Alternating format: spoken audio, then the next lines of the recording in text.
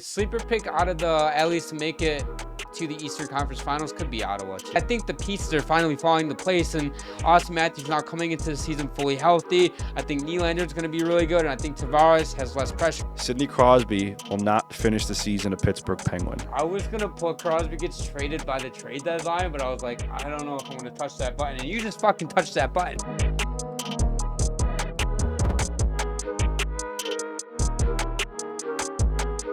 Welcome to the Checking From Behind podcast presented by DraftKings Sportsbook. I'm your host, Zach, as always, joined by my co-host, Preston.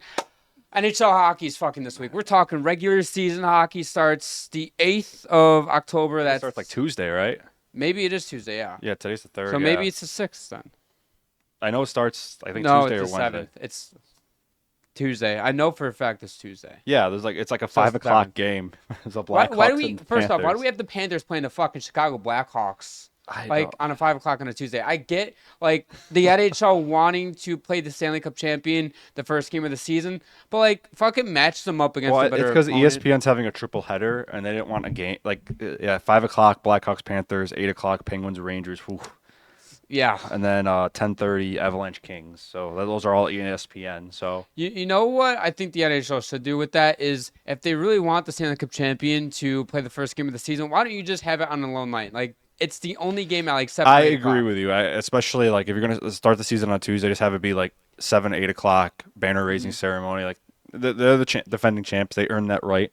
Like most people are just getting out of work at 3, 4, 5 o'clock and stuff. Oh yeah, especially people that live there. Right. Like if you're going to the game, you're gonna have to leave work early. Yeah. Because the traffic's gonna be crazy. Because I don't like 5 o'clock games in any sport. But No, I don't. Speaking of, like, dude, the MLB postseason, I know you don't really watch the baseball, but they went from having all the games like at 7, 8, 9, 10 o'clock. well, they were playing like the wild card games at the same time, right? Well, They weren't try like not. individual. No, they do it individual now. Like on a Okay. random Wednesday, they'll have a game at 1, 3, 5, A 7, playoff 10, or- game at 1 o'clock. in the middle of the week. Yes, they started doing that 2 years ago. What? That's It's crazy. stupid. I know. Playoff game in the middle of the day. Oh my god. It's stupid. I would understand if it was a weekend, but not on a weekday. That's Yeah, crazy. on a weekend, like on a Saturday and Sunday, or like on a Well, they're not going to do it on a Sunday. like on Columbus Day too. That's coming up soon. Like have it like that. Kids are off for school, families are off for work, whatever, etc. Like on the middle of a Wednesday, like it's crazy. All right, so we got some news to dive into. Kirill Kaprizov signed the largest contract in NHL history, an 8x17 million deal. The Wild gave him what he, I think, deserved, honestly. As of right now, he's the highest paid player. Crazy contract, man. Crazy. I mean, well deserved. Congratulations to Kirill. I'm never going to fault a player for taking a contract that a team offers him. I can't I can't get over the number 17. $136 million. I know we're going to have to get used to players getting paid more. I'm still used to like 13 being a big number for a player. Yeah, me too. And 17 like blows it out of the water. And 8 years, so we can officially squash the talks that Kirill's going to leave Minnesota. I'm glad the Wild got this done now, so they don't have to worry about it for the future, and now they can begin to plan all of their future contracts around this contract. I don't really have too many issues with the contract. Kirill just needs to stay healthy, really. Yeah. I know they rely on him a lot, and they put him on the ice a lot. And he missed a bunch of time the last few years with injuries. The Wild are a completely different team when he plays, though, and you got to look at it from 2 points. Like, he's a top 5 player in this league, so he's gonna get that kind of money. But outside of guys maybe like Connor McDavid and like a couple like Austin Matthews, is there any other player like more important to the individual team than Kirill Kaprizov? Like, like I'm just saying, like if they're out, they have a much greater chance of losing. I think the Devils, Jack Hughes. Okay, I think the Sabres, Rasmus Dahlin. but I'm talking about how it's like the point, like production as well, because like I wouldn't necessarily say Kucherov because I mean that top six is really good, but they're, I mean, the they depth would be sucks. they're worse without him. Yeah, but for like, sure. but what I'm trying to say is Kirill Kaprizov is pretty much the Minnesota Wild. I know they have is. Matt Boldy, Marco Rossi's become I think a star in the making, but they are a completely different team when Kirill Kaprizov's on the ice, and they're paying him like that. They are. So I don't really have too many issues with the contract. I don't think it will age too badly if growth continues in the league, like the league expects it to, with the cap going up every year. So by the time this contract's over, in 8 years, who knows what the salary cap's going to be at? And 17 million might not be a crazy number. I think it'll still, like, even in 8 years, it'll still be like a highly paid. It will probably still be like a top 20% player contract in the league, but it won't be crazy. I mean, I'm looking at this deal as you're going to have to, the way the cap's going, you're going to have to pay him the big bucks. Because obviously, we know a couple weeks ago, he ended up rejecting an 8x16. And by the way, Bill Guerin and Kaprizov were fucking furious that got leaked out of the organization. Deservedly so, because, when there were reports saying that Kaprizov, the first time he walked back in the locker room after that happened, he was embarrassed. Because it's like, he could be looked at in the locker room as, oh, you greedy motherfucker. How are you going to turn down $60 million? Which is fair, by the way. But what this contract does for the rest of the league now, especially McDavid, Jack Eichel, Kyle Connor, etc. Oh, it sets a precedent, yeah. Even like Adrian Kempe and Alex Tuch, who are talking extensions. It's going to drive the price up for every player because I get, like I said, Kaprizov's a top 5 player in this league. Back to the point, what I was saying about McDavid, Eichel, etc. Those players, like, now I know Elliot Friedman a couple weeks ago reported that maybe we could be looking at a 2x14. There is no way in how, if I'm McDavid, I look at this, I'm like, I'm taking $14 million for the next 2 years. I'm like, that's a team-friendly deal. That's a very team-friendly deal. I would look at that as, okay, at least match the deal. Maybe look at $18 million if I'm McDavid, even for 2, 3, 4 years. And with Eichel, with Vegas and Eichel now talking heavy on contract extension, negotiations, stuff like that. I could see Eichel taking a team-friendly deal. We're looking at $14 to $15 million for him, which I think is fair value, which it could be looked at as a little bit of a discount, especially if, let's say, they get something done right before the season start within the next few days or like a little bit into it, whatever. Like, if he goes out and puts up a 120-point season, and now, you just sign him for a 7 or 8 year deal worth $15 million, that looks like a steal. I'm honestly kind of surprised there wasn't more of a push to get some more 8-year contracts done, because this is the last year it's an option for teams. Yep. Next year, the max will be 7, and 6 will be the max for UFAs on a new team. So, there was another big contract that got signed the other day that we're going to talk about in a moment. But yeah, I thought there, especially with these pending UFAs, like you mentioned, Jack Eichel, Alex Tuch, Kyle Connor, like I thought there would be more more push from the organization to try to get those longer term deals done as soon as they could. Maybe there was, and the players just say, I want to wait and see, or they're trying to get to a number, I think it's generally a rule of thumb is once the season starts, you kind of hold up on the negotiations. You don't want it to become a distraction, and players just want to focus on hockey. If you want to talk to their agent, but usually there's not many mid-season deals that are signed. Yeah, it's all before the season in training camp, or like in like that end of the season to like July 1st type range. And after the trade deadline anyway, you can't even sign extensions. Right. So maybe I could see some deals maybe getting done on like the Olympic break this year for players that aren't in the Olympics that have some time to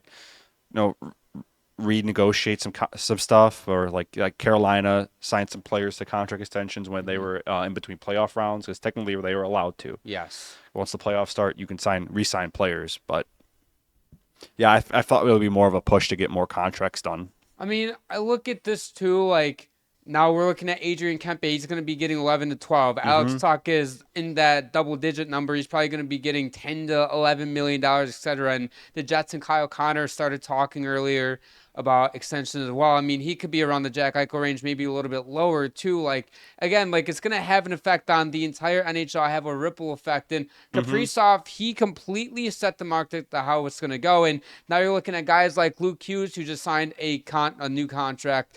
And you just look at Jackson LaCombe as well, another young, up-and-coming, promising defenseman, signed a $8 million, which is the largest contract in the Ducks' history.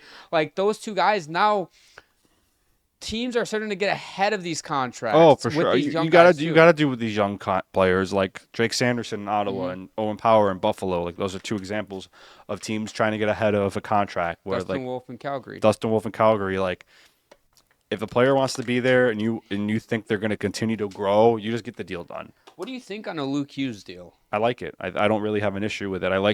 I know he wanted, there was rumors that he wanted more of a 5-6 year deal. They managed to get 7 out of him. No issue with that. $7 by $9 million deal. I think right now, obviously, he's not worth the $9 million, but I think in 2, 3, 4 seasons, we're going to be looking at this as similar to either the Jack Hughes deal or like even, I mean, you look at some of these other defensemen, you're like, I still can't believe Darnell Nurse is getting 9.5. But see, like, Darnell Nurse is a good example of what happens when you kind of take a risk like this. Is it can like be an amazing contract, like Jack Hughes, for instance. I remember when Jack Hughes signed his contract extension. I was like, what? This kid, like, what are you talking about? Everyone was calling him a bust at that time, and then now he's a star. Darnell Nurse was the opposite effect, where he was a little bit older when he signed the contract extension. I think it was like 23, 24. Yeah, but he looked good though. He looked like he was going to keep going up, and then he kind of flatlined. Now I think he's getting worse. Yeah, I mean, the last couple of seasons he's looked better, but again, he's serviceable. Yeah, like he's an NHL defenseman. Don't get me wrong. We're not saying he's bad, but is he worth that money? No, right. God, no. And I look at Luke Hughes, where I think this is going to turn more like the Jake Sanderson stuff, where when Sanderson signed the contract after 1 year, it's like, everyone was laughing at the Senators. Like, what are you doing? Like, you don't know what you got in this kid, and it's a gamble. It's a gamble with all these kinds of contracts. An interesting thing I saw someone point about the Hughes contract is right now at this point in his career, his age, his numbers are very similar to his brother Quinn's. Yes, I did see that.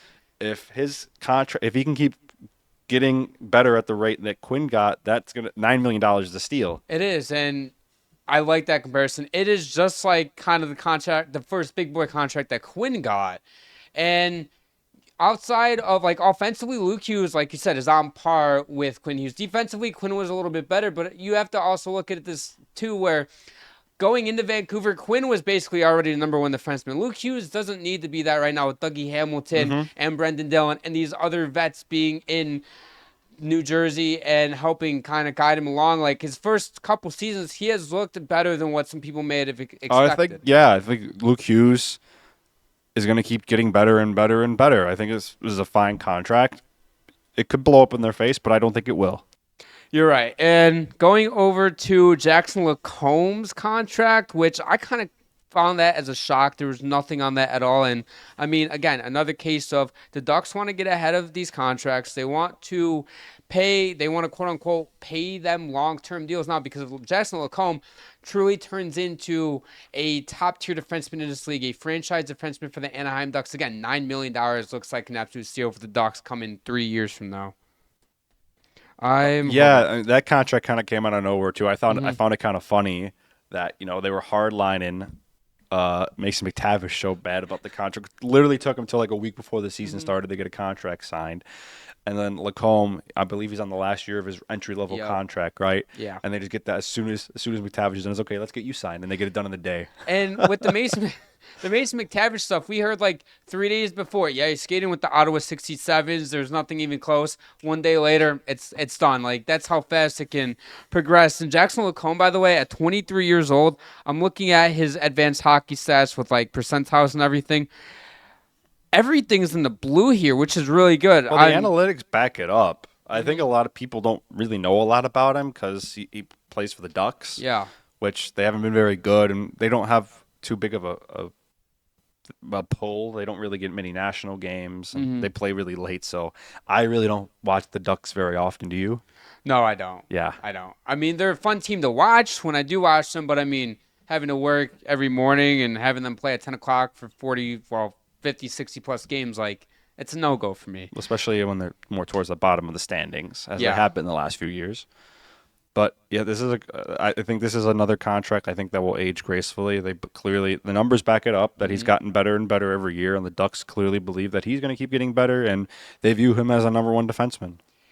The Florida Panthers cannot keep getting away with this.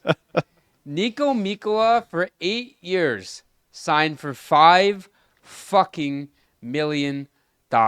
And for those of you who don't know, before coming to Florida, Mikkola was a fringe second pair defenseman, most likely a third pair.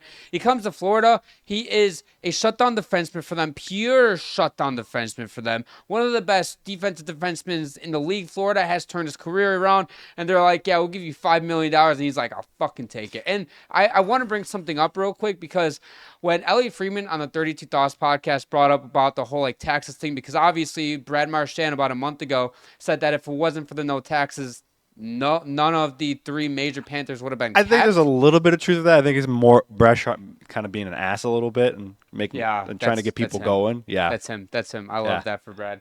But like Elliot Freeman brought up like so I guess somebody brought up the Elliot Freeman about you balancing out like the no tax states with the tax states, etc., and the Canadian states and stuff. A, it would just complicate everything, and B, why would you punish a team like Florida to have $8 million less in cap space than a team in Cal? Well, it would be the same, but they'd have $8 million less in cap space now compared to a team in California that can spend up to the cap.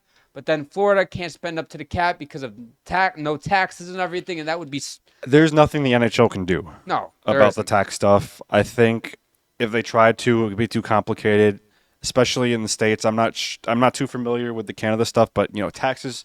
You have the federal taxes, which seem to change every few years, and then the state taxes, which can change every few years. They constantly change every few years when they pass a new budget and all this other stuff. So it would be kind of a nightmare to balance that. I don't think any other league does that either. No. Because I don't think like the Kings, they didn't have a problem getting guys signed to long-term deals, or any like the higher, like the Rangers, for example. New York City is one of the highest tax places in the country to live. They don't really have an issue signing guys to long-term deals. And Florida couldn't get anybody here, and they started winning. It's not Winning. It's winning. It is winning. It's winning. Like, Florida is one of the most beautiful states in the entire country, in North America in general. And Florida was not good before 2021, They were basically. laughable. Yeah, they were bad. Nobody wanted to sign with Florida, no matter for how much money. And like you said, Old guys like going there, but yeah. I mean, you're not getting a Matthew Tkachuk or a Sam Reinhart. it's like all the old guys go to Arizona in the NFL. It's a nice place to live. Exactly, when right? You're at the end of your career. Fucking Calais Campbell, who is in like his 17th NFL season, goes there. Like, it's just winning. And I hate that people do complain about the salary cap stuff, because personally, I'm like, listen, if you don't like it, just fucking get better then. Yeah, no, I Genuinely. completely agree with you. Yeah, I think the taxes do play a little bit of a factor. Like if it's like two really good organizations, and if the player it's really about the money for them, and they can get like an extra $500,000 playing in Florida versus like, I don't know, like Utah, for instance. Like, I'm just naming a random state. No idea what the taxes are like in Utah, but there are a few like no income tax states in the United States. I know Florida is one of them. Yeah. But winning changes everything, and players, when they are in an organization they believe in, and they see the other, like why wouldn't you want to sign a long-term deal with the Panthers? They have their whole core locked up long-term. Right. You know you're going to be good for the foreseeable future. You'll take a little bit less, but you'll be winning. You'll be in playoff contention every year. It's like the vibes too. They have the right GM, they have the right owner, the right coach, they have the right players. It's at this point with Florida, it's not about I can sign for $5 million here and get my full $5 million rather than going to LA for $5 million and only getting $3 million and now LA's first round exits. It's like, especially with re-signing guys too, like, you've been on the team for the last couple of years. You love playing in Florida. You love the state. You love the team. You love everything about it. Why not stay for a little bit of a team discount? That's why sometimes too you look at players that it's like, wow, he only got this much. Maybe they just really like the city of the team that much too. Like, Well, I think Brock Besser's a good example of that in Vancouver. He could have got more money on the open market. He liked living in Vancouver. He wanted to stay there. He literally called Quinn pissed off because on the day of free agency or the day before, Brock Besser's like, dude, like, I want to be in Vancouver so bad, but I'm pissed that I'm not going to be here. And the next day he hits the open market and he's in Vancouver anyways. So it's more than just like, obviously it's a combination of everything at this point. It's hard to predict. Like we talked about many times over the offseason, maybe one player, it is about winning. Maybe one player has a family or grew up in that and he wants to be closer to home. Maybe that was a good example of Johnny Gaudreau when he chose to sign with the Blue Jackets. He wanted a place to raise his family that he felt was safe, so he chose Columbus. And everybody was like, why go to fucking Columbus? And because it's his choice, man. He liked it there. Let's say like McDavid somehow becomes a free agent and the Sabres offer him $20 million a year. He's not going to take that contract, because why the fuck would he want to play for the Sabres? Right. And if fucking the Maple Leafs offer him $16 million, he might be more inclined to go there because they're a much better team and it's his hometown team. But there's a million different factors to go in choosing where a player choosing where they want to go. Taxes are definitely a part of that. Yeah. Don't get me wrong. We're not saying it's not a problem, but I don't think it's as big a deal as people think it is. I agree with that statement. This episode is brought to you by DraftKings Sportsbook. I use DraftKings to win big, and you should too. The NFL is in full swing, and there's no better way to get in on the action than with DraftKings Sportsbook, an official sports betting partner of the NFL. From first-time touchdown score to taking the over on Josh Allen's total touchdowns or the thrill of just live betting, DraftKings has it all. And here's the best part. For new customers, you can bet just $5, and if your bet hits, you'll get $200 in bonus bets. Your team hitting pay dirt pays out to you. Download the DraftKings Sportsbook app and use code THPN. That's code in all caps THPN to turn $5 into $200 in bonus bets if your bet hits. In partnership with DraftKings, the crown is yours. Gambling problem? Call 1-800-GAMBLER. In New York, call 877-8-HOPE-NY or text HOPE-NY. That is 467-3669. In Connecticut, help is available for gambling problems. Call 888-789-7777 or visit ccpg.org. Please play responsibly. On behalf of Boot Hill Casino and Resort, Kansas, fees may apply in Illinois. Must be the age of 21 years or older. Age and eligibility vary by jurisdiction. Void in Ontario. Bonus bets expire 7 days after assurance. See sportsbook.draftkings.com/promos for details. NFL Sunday ticket offer for new subscribers only. Auto renews until canceled. Digital games and commercial use excluded. Restrictions apply. Additional terms at youtube.com/go/NFL Sunday ticket/terms. Limited time offer. All right, quick timeout before we get back to the action. This episode is brought to you by W Energy. Listen, hockey's fast, and whether you're breaking down plays, yelling shoot from the couch, or just getting in a workout, you've got to stay sharp. That's where W comes in. Clean energy with zero sugar, no crash, no artificial flavors or dyes. Just 150 milligrams of caffeine per serving, about 2 cups of coffee's worth to keep you locked in and ready to go. Personally, I use W before the gym, on the ice, and even when prepping content for the pod. If you need that extra spark, whether you're grinding through work, lifting, or lacing up the skates, W's got you covered. Head over to W.GG and use code CFB Pod for 10% off your order. That's W.GG, code CFB Pod for 10% off your order. Fuel up, stay locked in, and let's get back to the episode. Let's get into our season preview because we have the NHL season upon us now. We're going to start with our award prediction. We're going to go through the Hart, the Art Ross, the Rocket, the Norris, the Calder, Vezina, Selke, and Jack Adams. Go through our Stanley Cup final matchup, and then who will win. And then I have a couple bold predictions, and then Preston will react to them, and who knows, maybe he'll come up with some on this spot. So let's get right into this with the Hart Trophy. I have, for the second straight year, Kirill Kaprizov winning the Hart Trophy. I mean, better after that contract dude, he signed. My only issue, my only worry with him is, like we discussed briefly, is his health, right? If he only plays 50, 60 games this season, he's not obviously winning it. But if he plays between 70 to 82 games and he puts up 120, 130 points, like, he'll win it. And in his 41 games that he played last season, his pace, if he played a full 82-game season, was 120 points. He would have put up 50 fucking goals. So, Kirill, if you're somehow listening to this, you're getting paid $17 million a year now. Hire your own personal trainer, your own massage therapist, your own cook, have your own everything, and after every game, get a nice massage, get all the best treatment in the world, because the Minnesota Wild could not afford to not have you playing. Who knows? Maybe they won't start off as hot, and then if he goes out for another 2 months of the season, they completely miss the playoffs. I don't know. Yeah, but I don't think that's a bad take. No. I mean, last year, Kaprizov, before he got hurt, was running away with the points in the league. And everything changed when he got hurt. I think part of that is, I think he knows how much the Wild rely on him, and he probably goes a little harder than he needs to, especially in, a regular season game in November, because he knows, it ended up paying. They barely made the playoffs, and if he didn't push that hard in November, they probably don't make the playoffs. And I wonder if that's why he was like, yeah, I don't want 16, I want 17, because he knows the Wild are desperate to keep him too. I mean, it's $1 million. It's $1 million. I mean, I don't know how big of a difference that makes to you when you're making that much money. That's true. But I mean, if you could take the extra money, you'll get it. I mean, if that was what was holding up the first time when he turned on the contract, and the Wild were like, "What more do you want?" It's like, change it to 17. He's like, "Okay, fine, sign the fucking contract." Yeah, because when you're paying a guy that much, what difference is another $1 million? It doesn't make a difference. Really. Yeah. My Hart Award winner prediction is Jack Eichel, Vegas Golden Knights. I think we're going to see a different Jack Eichel this year with Mitch Marner glued to his wing. I think he's going to erupt this year, and I think he's going to have this might be a bold prediction here, 120-plus points. I'm fucking with that. I think Jack Eichel is going to be a stud this year, and I think he will win the Hart Trophy. I love this pick. He was one of those guys that I was debating too. But I mean, Jack Eichel last season he put up 60+ assists. Best player season in Vegas Golden Knights history. I know it's very short history, but Yeah. and also the best year of his career. He's just going to keep getting better. He's happy. He's healthy, and now he has an elite winger.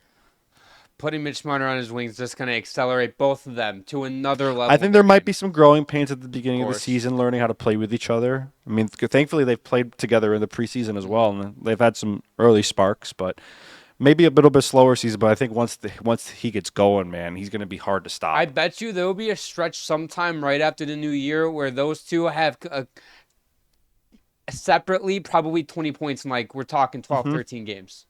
I can almost guarantee and that power play is going to be so nasty too. Oh my God, they have so many snipers too. I think Deforiev going to have 40 goals. He's also probably going to be on that line with Eichel and Marner, and can even throw Barbashev on that line too. And you got two elite playmakers just dishing them to him. You just got to put it in. Mark Stone, Tomas Hertl, I don't know how you play defense against that line. You can't play defense against Vegas in general. You just got to knock them on their ass. Dude, yeah.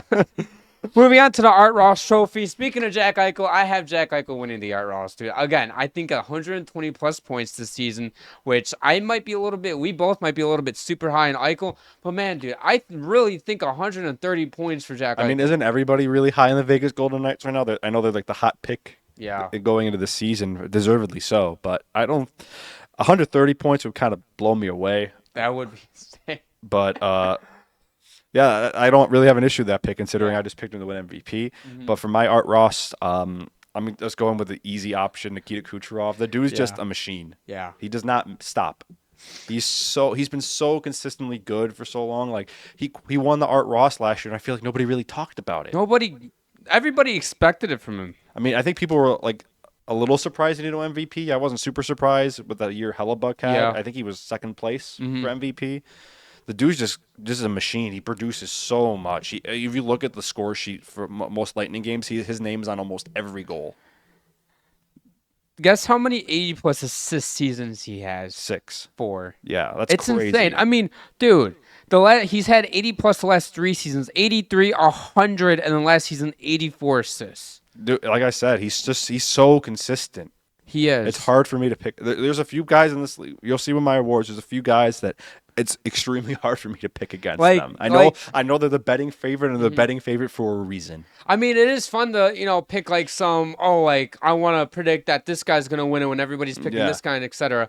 But like it is almost like a slam dunk going like here's Kucherov for McKinnon to win. Sometimes you don't need to overthink things. Right. Sometimes the answer is just staring you right in the face. Exactly. Moving on to the Rocket.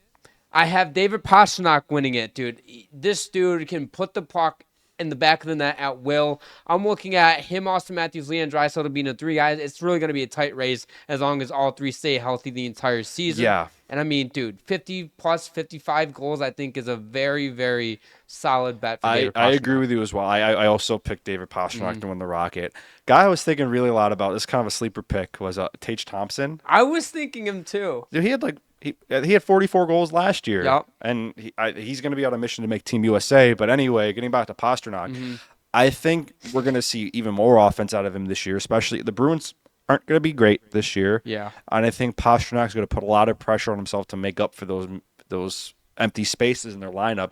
And I think he's just good. He's a scoring machine, and I think he can have 50, 55+ goals this year. Yeah, I agree with that. Moving on to the Norris, I have Quinn Hughes winning the Norris. As you guys know, if you guys are listeners and viewers, whatever, I'm huge on Quinn Hughes, and I'll stand by this to the day I die. The 2 reasons why Quinn Hughes did not win the Norris this past season was because Cale Makar scored 30 goals and Quinn Hughes was hurt for 13 games, whatever. I love Cale Makar, though. Like, this is a situation where, like, with the Norris, this is one of those, don't overthink it. It's either Cale Makar or Quinn Hughes. Pick who you like more. Yeah, those 2 are in a tier of their own. It's, like, crazy, too. Yeah, because you'll have, like, those 2 guys as long as both stay healthy, knock on wood. And then you have a third guy that's just going to erupt and it's like, yeah, he's here just because we need a third guy. Who was the third guy last year? Zach Werenski. I mean, he had a good season last year, really but good season. I picked Cale Makar. I picked him last year. I'm going to pick him every year until he proves me otherwise. I just think up and down, like, you're going to say, oh, he only scored 30 goals last year. He's an elite defenseman too. Like he can do everything. He could be a shutdown defenseman. He could drive the play. He can score. I'm not saying Quinn Hughes is bad. I know. Go ahead. Go ahead. Like I think Quinn and Kale are in a league of all their own. Mm-hmm. I think it's them two and then everybody else. I agree. And you know what? Sometimes, like, I sit here and I'm like, Quinn, like, I try to tell people that Quinn's so much better, but it's like, why try to convince people that Quinn is better than Kale when you just have to appreciate how good they are in their own right? Because it's the same way, like, with NFL quarterbacks like Allen, Burrow, Mahomes, Lamar. It's like, stop fucking arguing who's better than who and just be like, Burrow ain't top 3. He's not top 3 now. I mean, he can't stay healthy, but like, it's the point being though is like, just appreciate how good these players are. Like Quinn and Kale, like again, what they do, like, is so nasty. They're the only 2 defensemen in the league right now that I look that can give you 85 points and still be in the 100th percentile in defense. It's insane. Yeah, they just log so many misses. I just want to shout out my fantasy team. I somehow got Quinn Hughes and Rasmus Dahlin on the same fantasy team. What pick did you have? I had the 4th pick. But I had a keeper, and I keeped Leon Draisaitl. I didn't realize I'd lose my pick. Yeah. And I got Dahlin, I think, in the 2nd round. I was looking like Quinn was like there in the 5th round. I was like, what the fuck? I would have expected you to take Quinn before Dahlin. No, I took Dahlin first, That's and I saw crazy. Quinn was still there. I was like, what the hell? That's crazy. Yeah, so I got Quinn Hughes and Rasmus Dahlin. My fantasy team's kind of nasty, man. That's sick. How many leagues are you in? Just the one or just you in 2? multiple? Just 2. Okay. Yeah. Nice. I have my other draft tomorrow. Yeah, This is my buy-in league tomorrow. Your buy-in league tomorrow? I didn't know you were buying. That's my old workplace. Like, there's a guy that works there. He runs a league. He invited me last year. That's cool. 2 years ago, I won the first year. Actually, I won like $400. God damn. Yeah, last year, kind of a rough season. But I mean, it happens to the best. I picked Roman Yossi in the first round. Oh, that's a little rough. I mean, I'm looking at, like, shout out to the hockey writers in 16-man league. I got it wrong last night. It's a 16-man league. And your team's not bad for how deep that no, league it's is. not. It is your, not. Your like, goalies are dog shit. My but... goalie. I'm super high on Lucas Salso though. I didn't see him in the screenshots. Yeah. Oh. Yeah. I thought you just had Gustafson and Jack Greaves. I was like, oh. Oh, maybe it is. I think I picked Gustafson because Dolso got sniped before me. Okay. I mean, I got Dahlin, Nylander, and Jesper Bratt in the top 3 rounds, which is nice. Back to the awards though. Going on to the Calder Trophy. I'm not overthinking this. I'm going Ivan Demidov. I love Zane Parekh. I love Jimmy Snuggerud, and I love these other guys, Zeev Buium. But I'm just looking at Ivan Demidov. I think he's going to have a monster season in Montreal. And I mean, a phenomenal talent. He's going to be looking at a better season than what Michkov had last season, which was an insane season as a rookie in general. Well, no one's going to beat, what's up? I can't think of the defense. Who won last year? I can't think of his name. I don't know why. Rookie of the year. Didn't Michkov win it? No. Lane Hudson. Yeah, no one was beating him last year. Yeah, nobody was. I mean, a ridiculous rookie season, 60-plus assists, 70-plus points. Yeah, I was really torn between 2 players. I ended up choosing Jimmy Snuggerud from St. Louis Blues. Okay. I thought he looked really good for them in the playoffs. Mm-hmm. He's going to have an opportunity to play in their top 6. He's going to get a lot of ice time there. I mean, Demidov's a really good pick as well. I know he's the odds-on favorite right now. A guy I was really thinking about throwing in there too was Zane Parekh from the Calgary Flames. Defense, I think he's gonna have a bit of an up and down season. Playing defense on. I don't know if necessarily be getting a lot of power play time like Lane Hudson was in Montreal. Mm-hmm. It's typically pretty. Defensemen don't win Rookie of the Year very often. I mean, especially when you have Anderson and Weegar already in Calgary. Yeah, that's Lane what I'm Hudson saying, was pretty much the number 1 there already. Yeah. So I get that. All right, going on to the Vezina Trophy. I could go with Connor Hellebuyck winning his 3rd straight. I could go with like Jake Ottinger, a sleeper pick, who I think is going to have a monster year. However, though, I'm going with more of a safe pick here in Igor Shesterkin. A lot of people talking about how he had a quote-unquote down season last season. It was to his standards. He still had a pretty good season. I mean, the Rangers just weren't good. They weren't good. And I think this season he's back to his .920 save percentage self. He's going to carry the Rangers to a potential playoff berth. And I don't think I have the Rangers making the playoffs. I don't have them making the playoffs. But no. I think that if they do get in the playoffs, though, Shesterkin is the Vezina Trophy winner. I mean, if he gets a .920 save percentage and they'll make the playoffs, there's something wrong with that team in front of him because fuck. I think there is something wrong with the team in front of him. Right now, yeah. But I went with a no-brainer pick, in my opinion. Best goaltender in the world right now, Connor Hellebuyck of the Winnipeg Jets. Yeah, he's just simply the best. He's won 2 years in a row. Mm-hmm. He won MVP last year. I don't know if he's going to have another season like he had last year where he's going to win MVP again, but until someone proves otherwise, he's the best goaltender in the world. He ain't winning this. He ain't losing this award. Okay, that's not a bad take. I mean, you have to go with like Hellebuyck, Shesterkin, Jake Ottinger. There's like a few goalies that are kind of like with Quinn and Kale. Like those, almost everyone's going to pick those two to win the Norris. And with the Vezina, I would say like Hellebuyck. I don't know if Ottinger belongs in that conversation right now. I mean, he's a tier below, but I think that he is probably going to be a Vezina finalist. I think right now there's like 3 goalies, like Hellebuyck, Shesterkin, and Vasilevsky. I think Vasilevsky could be another runner-up. He was the pick. runner-up last year. He's I know he's had a couple down years dealing with some injuries. He's played a lot of hockey the last few years. I mean, last season he was ridiculously good. And he played like 60 games. Yeah. I mean, him and Kemper had similar numbers. I think Kemper's going to fall off a bit this year. I don't think he's going to be bad, but he's not going to have like those kinds of numbers again. No, I would be shocked if he did, though. Going on to the Selke Award, again, this award's kind of hard to kind of predict. Well, this award was the Alexander Barkov Award until he got hurt. Yes, and I would have picked Alexander Barkov if he didn't get hurt. I was going between Nico Hischier and Sam Reinhart and Anthony Cirelli. I ended up picking Nico Hischier of the Devils. I just think what he does defensively, I know he kind of had a down year defensively last season, but I think this is the year where he gets back to that pace. And, I mean, Sam Reinhart and Anthony Cirelli are phenomenal talents there. And I think with Barkov being out for 7 to 9 months at least, most likely the entire season. He's going to miss the whole season, yeah.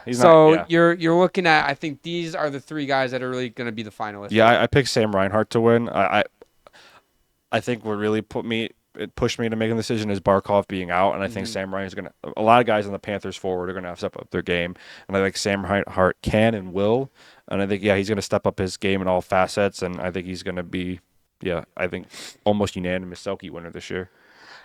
You know what had me thinking about it, listening to the 32 Toss podcast a couple days ago, is you're going to need Anton Lundell to step in and kind of be that mini Barkov. Could we see Lundell possibly taking a run for at least Selke consideration, especially if he's might get some like down ballot votes, but because I would say like especially I would say Hischier and Reinhart are probably, in my opinion, the 2 like clear front runners for that award.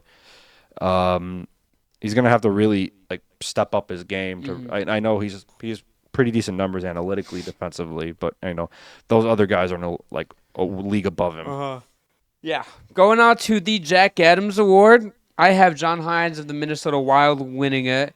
Last season, I think I had it's not Pierre Turgeon, but just Turgeon, whatever. I think it's Andre, whatever. Andre Turgeon of the Utah Mammoth. Yeah, and I'm looking at Pierre Turgeon.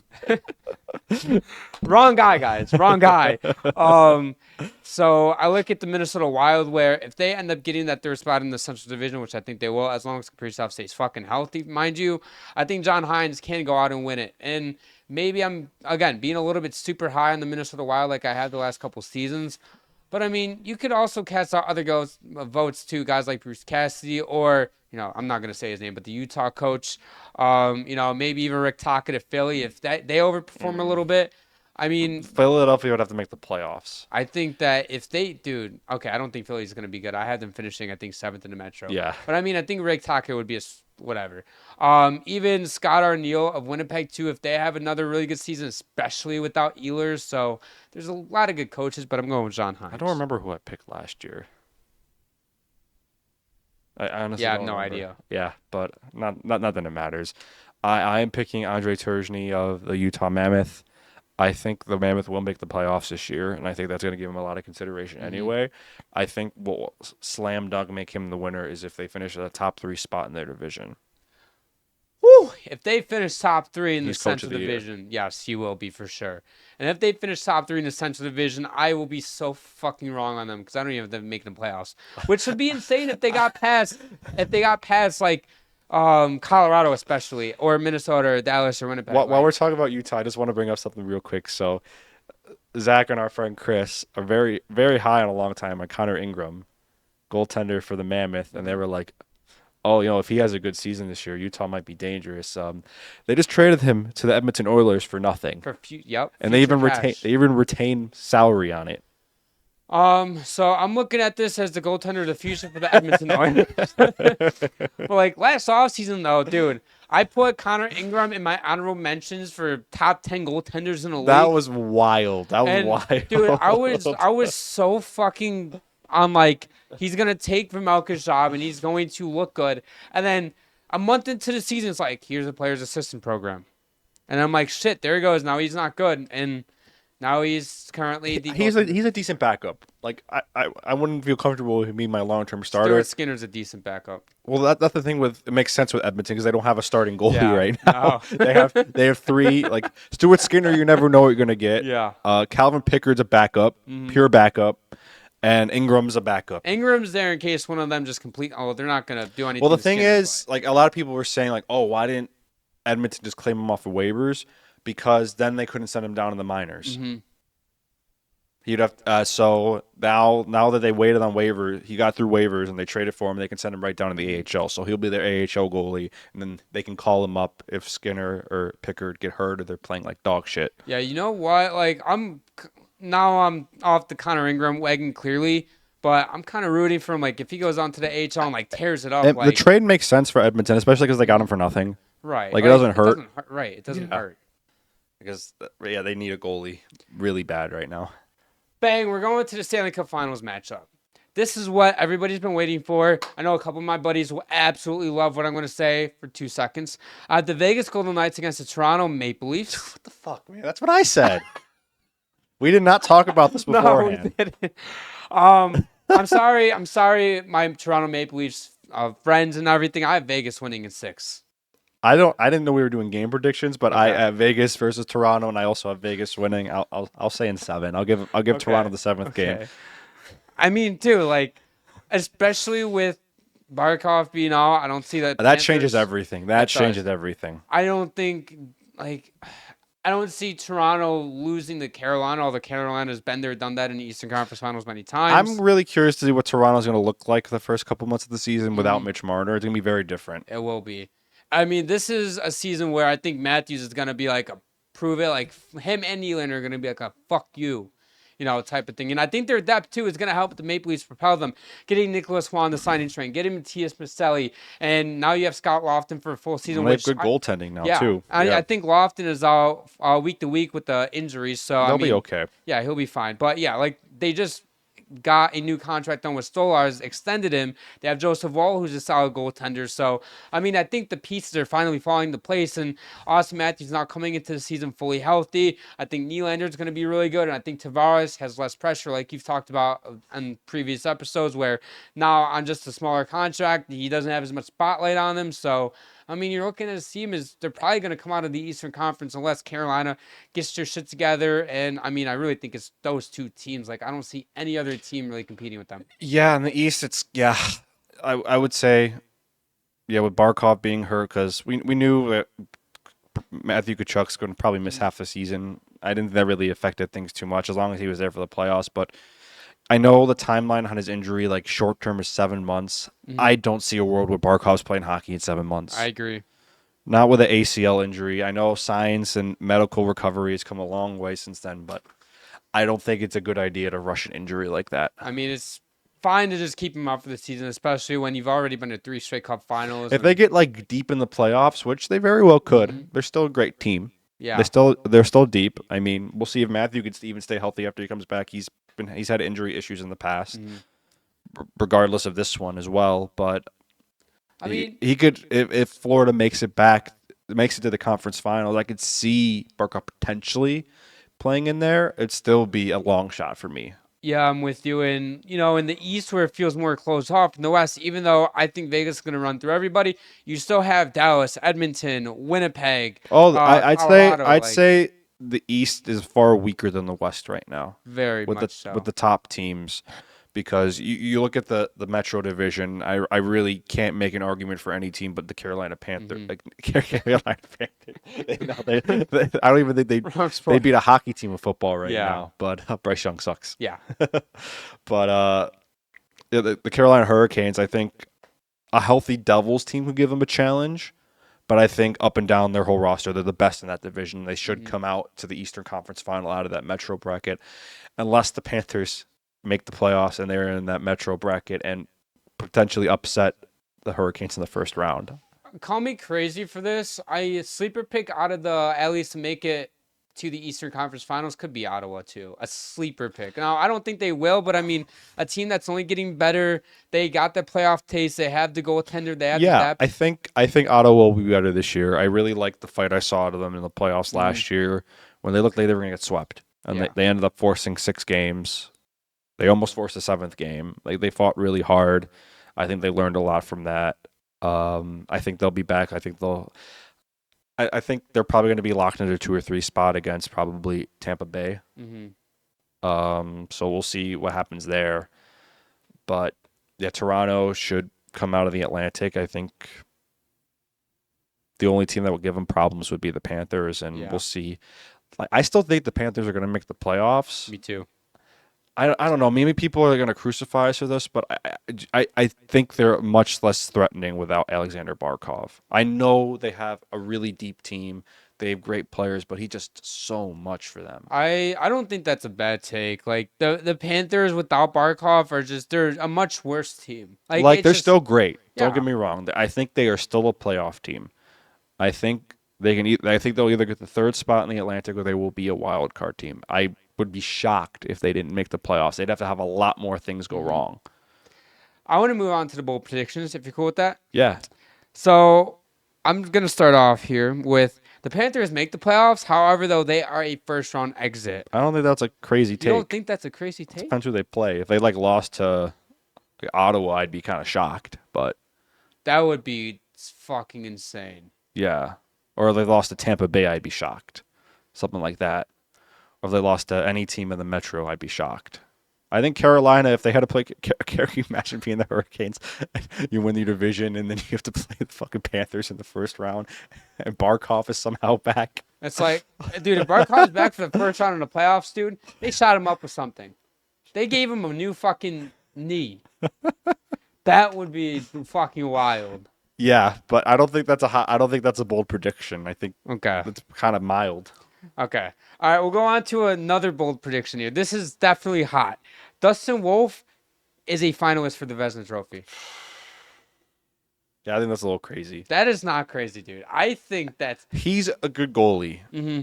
I don't think he's that good yet. I think the team in front of him has to get a lot better first.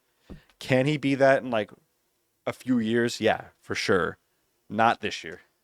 I think there is a shot if Calgary makes the playoffs again. Calgary's not making the playoffs. I don't have them making the playoffs, but if they do, and he puts up a 917, 918 save percentage, and as long as there aren't 3 goaltenders having a 920 plus save percentage going off, having one of the best statistical goaltending seasons ever. Yeah, as long as no goaltenders. I mean, you had 3 goaltenders who were finalists that were all like 920 plus save percentage. Even a couple of years ago when Allmark won the Vezina, he had an insane year. Like it was not even close. He was like at 925, 926, something like that. I mean, I think it is possible that there's a reason why it is a bold prediction. I don't have him being a finalist, but I think he could be, though. Last but not least, this is all point related in terms of players. Connor Bedard hits 100 points. Matvey Michkov gets 90 plus points. And Jack Eichel and Marner both record each separately 110 plus points. I don't think Bedard will get 100 points. I don't think Michkov will get 90. I don't know if both of them will get 110, but I think they'll both have 100 plus. Originally, I was thinking of doing one of them, but I was like, that's clearly not a bold prediction. Let me throw both in, and I think it's possible for both in.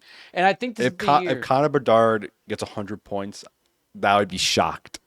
And that's Really? not a shot at him. That's just the team's bad, man.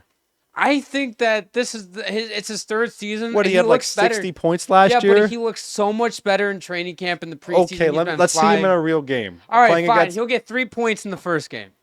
I mean, what? We're just saying shit now? Yeah, we're going off the top of the dome here. Okay, well, I just going to come up with a bold prediction for this season. Sidney Crosby will not finish the season a Pittsburgh Penguin. I was going to put Crosby gets traded by the trade deadline, but I was like, I don't know if I'm going to touch that button. And you just fucking touched that button. I don't know what team will trade for him, but I think Pittsburgh's going to be awful this year. Mm-hmm. And if this is all has to be initiated by Crosby if he wants to ask for a trade. He said he's happy where he is. Yeah. No indications that he's going to request a trade, but he's still got that fire burning inside of him, and he wants to win again. You know, I'll give you one with that as well. Sidney Crosby, Evgeny Malkin, and Erik Karlsson are all traded. That just popped into my head. Like, what if they trade Malkin and Crosby together in a package deal? Florida Panthers, you are getting... No. You can't get away with that anymore. Dude, I saw somebody on Twitter, second Barkov went out. He's like, Evgeny Malkin, you are a Florida Panther. I think Malkin will definitely get traded. I think so, too. I think his cap, was he got like a $6 million cap hit? That's a very tradable contract. You can even retain salary on that. retain. That's a very tradable deal, and I could see a team like Florida making a trade. A cup contender will trade for him. I really think this is the deadline where, especially not the Panthers, the Penguins are really that bad where they blow it up. We're talking like Rickard Rakell, Brian Russ, I think are two prime trade candidates. They had a bunch of interest in both of those players in the offseason, decided not to trade either one of them. But yeah, I think they're going to be open for business. I agree with that. And Dubas has stated, too, like, he does want to blow it up. But again, when you have Sidney Crosby, you have Evgeny Malkin, Chris Letang, Karlsson on your team, like, it's kind of hard to do that. So, I mean, we'll see where the Penguins go with it this season. And, I mean, I really love that bold prediction. Storylines heading into the season. I know we kind of touched on the storylines early in the offseason, but obviously new storylines pop up, right? So obviously the obvious ones, can the Panthers three-peat? That's going to be the one because they've already been to 3 straight Stanley Cup finals. I mean, it'd be crazy if they made it to a 4th Stanley Cup final, let alone three-peat. When was the last time that happened? When the Islanders won 4 in a row? In the 80s, yeah. Yeah. I mean, I don't see a world where the Panthers get to a 4th, especially with all the adversity they're going through right now. If there's going to be a team to overcome all the chips that have fallen for them, how could you not pick the Panthers to do it, though? That's true. Like I mentioned earlier in the episode, the coaching is there. The roster is there. It's just the mentality, man. Like, they do not care. They don't. Like they don't care who they're playing, what the stakes are. They just show up and they're going to play their game. They're going to play it. They have no mental barrier blocking them. I mean, they know they can do it. So next up, Malkin's final ride in Pittsburgh. Obviously, we just touched on, maybe he could be traded by the deadline, but Dubas has already come out saying that he's not going to retain Malkin. And Malkin's future in the NHL, just in general, is uncertain. Is he going to sign with another team? Is he going to go in the KHL?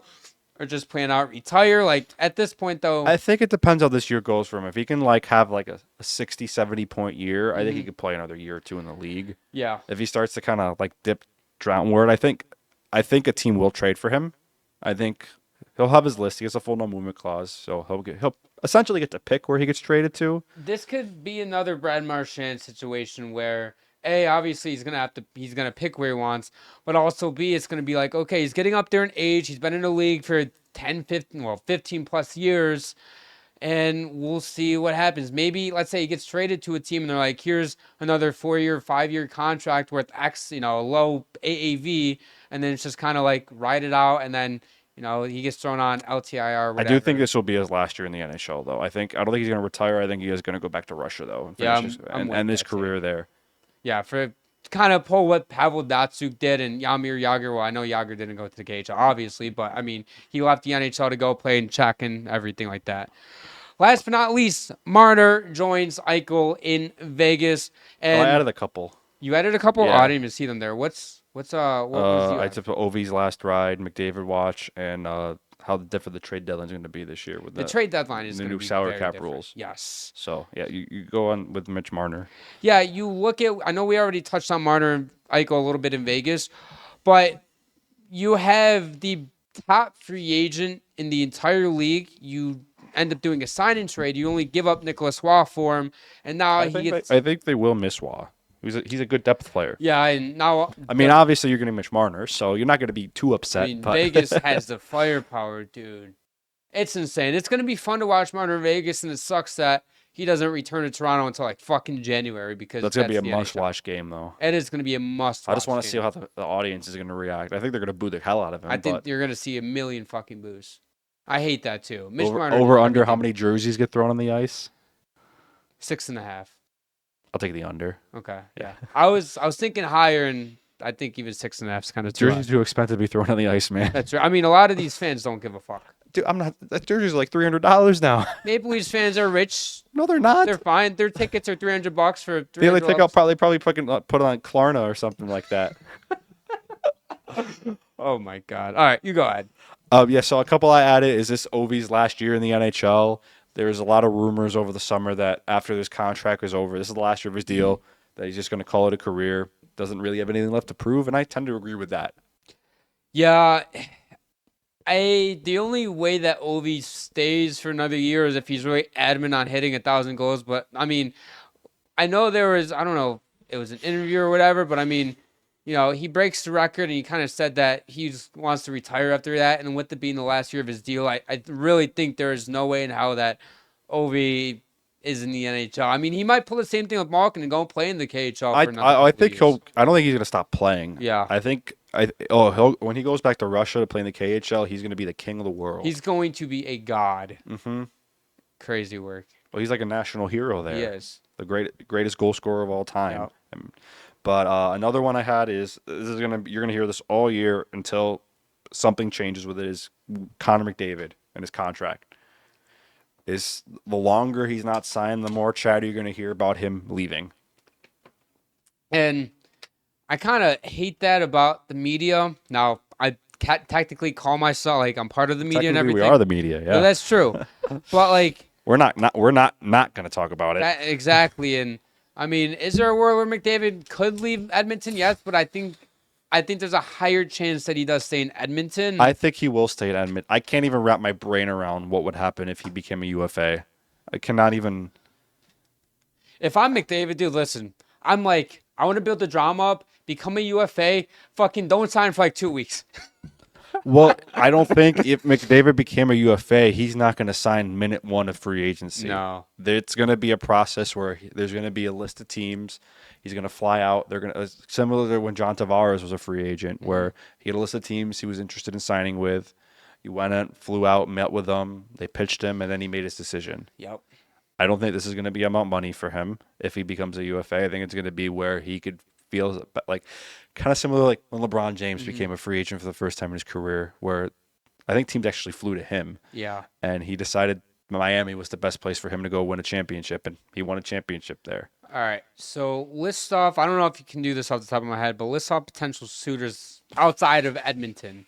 That's really tough. I think Toronto will definitely make a pitch. They have to. Wouldn't shock me if the Rangers the Rangers are always on big free agents. They have some big money coming off the books this year, but with Panarin, I don't know. I'm trying to think. Like, there's not many teams. I think every team would at least call like that could afford it. I think Buffalo would be very interested. Not that he would sign there. No, but I mean, it doesn't hurt to at least try to talk to him and his agent. Yeah, of course. I mean, nobody thought the Sabres were going to get Taylor Hall a few years ago. That went really well. That worked out. That worked really well. I mean, I think like even Carolina will call on. Oh, Carolina, I think they have the cap space for it. That would be wild. And I know Vegas will have cap space. No, but there's no chance. Vegas will at least call. If Connor McDavid is on the Vegas Golden Knights, I will not watch hockey anymore. I will. They would be the fucking 2017 to 2019 Golden State Warriors. Yeah, it wouldn't be fun to watch. That would be literally Kevin Durant joining the Warriors. Imagine McDavid like as a UFA, and he takes like, yeah, I'll do like a 3x5. Shut the fuck up, dude. He just chooses evil. Shut up. That is the worst scenario I've ever heard in my life. What does that mean when Kevin Durant like made his decision to go to Golden State? Like, I know there was a meme. There was a cupcake meme? No, he like put out this essay. He put out an essay? Oh yeah, like writing out. I can't write out. It's gonna drive me crazy. Are you saying this is gonna happen with McDavid if he left? No, if he like went to like Vegas or something, where because everyone was like when KD became a free agent, it was like he's not going to Golden State, and then he signed with his Warriors, and they were my next chapter. That's what it was. Yeah. Okay, you know what would be first off, McDavid's not the type to do this, but imagine Vegas knocks out Edmonton come free agency. Vegas calls him up and he's like, "Listen, we're gonna do our best to come get you." They fucking trade everybody to clear up cap space. They already signed Eichel to $15 million. They're not gonna blow up their depth for that. There's no world where Connor McDavid is on the Vegas Golden Knights unless if he took like a contract. I think the NHL like for like a below like $10 million, the NHL would have to all 31 other teams in the league would have the NHL investigate the Vegas for collusion Yeah. and like rigging or something. I think the two most likely teams, if he does not leave Edmonton, if he does leave Edmonton, is Toronto and Carolina. I think are really the only two teams that I I think really Carolina would be perfect. I think do. he might be the missing piece. And I think he might take a little bit less in Toronto because it is his hometown team. I don't know if he'd want to play in Toronto. I don't know if he'd want to deal with that. The media and being fucking killed by everybody. I don't think he'll leave Edmonton, so I No, think yeah. this is It's like a pointless conversation. I can't wait till in June when we're talking about McDavid where he's going to sign. Be insane. And the last thing I had was the last year of the current CBA. Next year starts a new one. They are implementing some changes so for that new CBA this year, and one of them is LTIR exploit no longer is really a thing. I think the max you can get for putting a player in LTIR is like $3 million. It's the average NHL salary in the league. And there are now salary cap in the playoffs, so you can't see teams like Florida stashing Barkov and LTIR, and then going out and getting the best rental in the market, and then he's magically ready for game one, like teams have done the last few years. So I think that's going to make the deadline very different. Could make it a little bit boring. I think you're going to see players that have tradable contracts go for much more than they used to. Yeah, that's fair. I mean, you're going to see some of Like these. Malkin's a good example. Like I know he's 38, 39, something like that. Like how much gas did he have left in the tank? But you can potentially get him on a $3 million cap hit. And if you're a team like a cup contender and you've like $4 million of cap space and he's one of the best rentals out there, Pittsburgh's going to have a bidding war. If you're fucking Colorado, Florida, fucking I don't know, Vegas, like Winnipeg, any cup Dallas, contender, like Carolina, like you go out and Pittsburgh might sit here and be like, give us the first round pick. I think guys would like trade up. I think the value on play. I think we're going to see less trades, but the trades that do happen, I think you're going to get more compensation for. You're going to see more Gustav Nyquist for a second round pick trades, which obviously you'll be like, what the fuck are they doing? Or like for example, like when Tampa Bay traded for Oliver Bjorkstrand from Seattle, they gave him 2 first round picks. Yep. Which is kind of crazy, but he had another year left on his contract, and he fit under their cap. Yeah, and it's something that they had to do. So, and they liked him obviously. It's going to be interesting to see. I mean, we could see a lot of that. It could be more hectic though. It could be more of like, oh my God, this player went for this, and this player just went for. I think we could see more hockey trades too, where it's player for player instead of trading a bunch of draft picks. And when players do get traded for draft picks, I think they're going to go for more. Yeah, we could see a lot more of the Joel Farabee and Morgan Frost type trades that Calgary and Philly made last year, etc., where it's 2 for 2, 2 players, whatever, or 2 for 1s, excuse me, too. So, yeah, it's going to be interesting to see. I don't mind that storyline. It's going to be an interesting. Yeah, I think it's going to be very, very different deadline. It is. That's going to end it for today's episode. If you guys enjoy all of our content, head over down to the description below and check out all of our social media, as well as subscribe. Notification bell. New episodes are every single Sunday at 7 p.m. Eastern, and we'll see you guys in our next episode.